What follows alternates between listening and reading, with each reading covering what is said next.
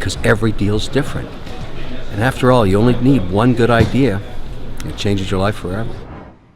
Keven O'Leary is an entrepreneur, author, and investor who is well known for his role in the television shows Shark Tank. You're a get the out of here. Oh! And Canada's The Dragon's Den. I'm missing the part where I make money. The only thing that matters is the part where I make money. And there is no part where I make money. Okay. You sucked. I gotta tell you that. Absolutely sucked.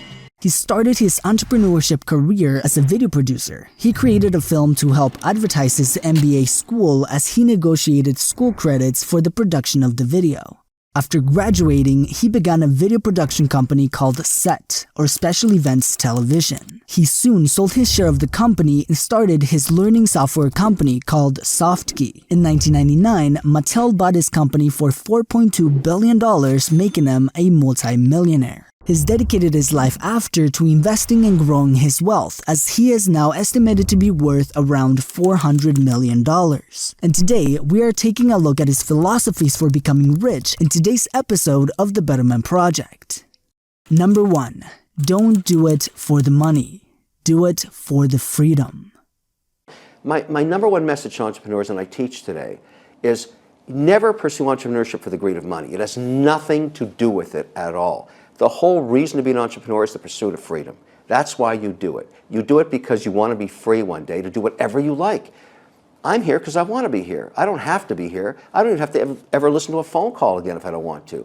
That's not what I want to do. I enjoy spending my time doing the things that I want to do. And I deserve it because I worked like hell to get here. And so I'm a huge, advocate of capitalism. I defend entrepreneurship every day. When people say you don't deserve that, I say bullshit. I deserve everything because I started with this.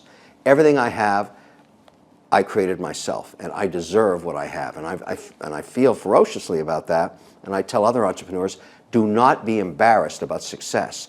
Wear it, own it, it's yours and you deserve it. Number 2, don't be an employee unless you are a very good one. Now, I've seen you say that being an employee never has a good outcome. Would you like to elaborate on that? A really good employee ends up with equity because they're so invaluable you don't want to lose them. And that's the right way to look at it. They're either partners or they're costs. So what happens to employees and companies? The minute they're hired, there's somebody in that organization trying to figure out how to fire them. That's what's going on. That's what happens in all companies because they're costing money for the shareholders. And I think you have to be realistic. So if you're an employee, you have to make sure you get up every morning and create value in the business you're in or you're going to get fired. Number 3, to be able to create success, you gotta make sacrifices. I mean, I'm not sure how you're going to take this story, but I'm going to tell it to you anyways, okay? End of a class, 9 at night, 600 people. There's a fellow up at the top puts up his hand and say, Mr. O'Leary, look, I have to ask you a question. I haven't said anything all class, but I'm really hurting. Can you help me? And I said, what's your problem? Class goes dead silent because it's not going to be about business. And he said, today, my fiancée came to me and said that I have to make a decision between our relationship and the business. And I said, oh, I'm not Dr. Phil here, but let's hear it. This guy had, in his dorm room in undergrad engineering, built an online cloud-based compliance tool for hedge funds with under 250 million. To help them reduce their costs, it's a subscription service. The guy had a run rate of $5 million. He hadn't even graduated yet. I'm licking my chops at this business. This is fantastic. And then he said, but I have no time. And I never see my fiancée. She wants me to come be with the family on Sundays, just once. But I'm doing my compliance downloads on Sundays and I have to deal with my customers because I got to be back in class at 8 o'clock in the morning on Monday. Now the class is looking at me saying, okay, big guy, what's the answer? I said, everybody, let's be pragmatic. Which is easier to replace? Your business or your fiancé?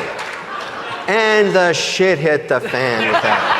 But let me ask you something. Clearly that match was not right, because if you're going to get into a relationship with an entrepreneur, man or woman, it doesn't matter. You have to understand what drives them. It's not going to be a successful union. It's not going to work. I think he made the right decision. Number 4, focus on the cash flow. What's the value of a stock that never returns capital to its shareholders? I don't know. Because the only way you can make money is if somebody else is willing to buy that position at a higher price for some emotional reason perhaps, or for some foresight that maybe the company will return capital one day. And I think of when you learn as an investor over multiple decades is the only thing that matters is free cash flow. That's it. There is no other reason to own a stock. And with that philosophy, it brings you into a place where you focus on a company's ability to generate incremental cash flow, because just owning a dividend-paying stock is not good enough. Because, let's say we find a stock today that's paying a 3% dividend yield, and tomorrow, because its forecast for sales get cut in half, the stock drops by 50%. Now it's yielding 6%. I don't want to own that stock either. So my tests in this index that I've created with FTSE Russell looks at the balance sheet. Every year we test to make sure that the company is viable in its ability to generate cash. This is extremely conservative investing. This is for the long haul. These tools are not for, as you're suggesting, for spicy, the hot stock du jour. I've done that. I've been there. Let the young legs do that. I have zero interest in that. I don't care what the hot new stock is. When a company comes public, I won't own it either. It's got to prove to me over multiple years that it can continue to generate cash before it even fits into what I'm doing. So I'm really boring, and I like it that way. Number 5, limit your risk. No more than 5% weighting in any one stock, ever. No more than 20% weighting in any one sector, ever. That's how I run my life. That when you ask me about gold, 5%. You ask me about any name I own, 5%. I don't care how great the story is. I don't care what they're doing. I don't care how emotionally sound it is. I'm selling when it hits a 5% weighting. I'm out. Number 6, the 3 steps to raise money from investors. Whenever I talk about Shark Tank, these are the 3 attributes you find in every successful pitch by the minute. Let me give you the time. The ones that work, the ones that get a check, does not determine the outcome of the business. These are the ones that get a check, that actually start their journey funded on Shark Tank, that go into the ecosphere Shark Tank, that get followed every year by all the networks, that get all the daytime television and all that stuff because they got an investor. In every case, they're able to articulate the idea in 90 seconds or less. Every single time they were able to say, and most of them are 60 seconds, they say, look, I'm from Cohasset, Massachusetts. I put cupcakes in a jar and I FedEx them to people. I get it. Mm-hmm. The ones that ramble on and can't get the idea out, and it's still 10 minutes later, and we're still wondering, what are they talking about? They never get funded. So that's number 1. That only is 90 seconds. The next segment is the part of discovery where they explain to you, and I generally only invest in teams now. I like the yin and yang of 2 partners that bring different skill sets. But they explain over, let's say, a 10-minute period why they're the right people to execute the business plan. And this ends up being very important, because when those 2 come together, you can start to see, I can see Keven over on my right starting to make noise, and Barbara's starting to get excited over here because, wait a minute, these guys know what they're doing. I love the idea, they know what they're doing, they have a high probability of success. But here's the killer, and this is where you can spend an hour, 2 hours. And sometimes you do. We do. There are some legendary cases that have gone past 2 hours. By now, there's a competition going on. There's going to be an investment. It's just who's going to do it. Who's going to do it? And Who's going to get it? And what are the terms? But then the discovery and the one where they fall, I've seen so many presentations crash and burn here. The numbers. They don't know their numbers.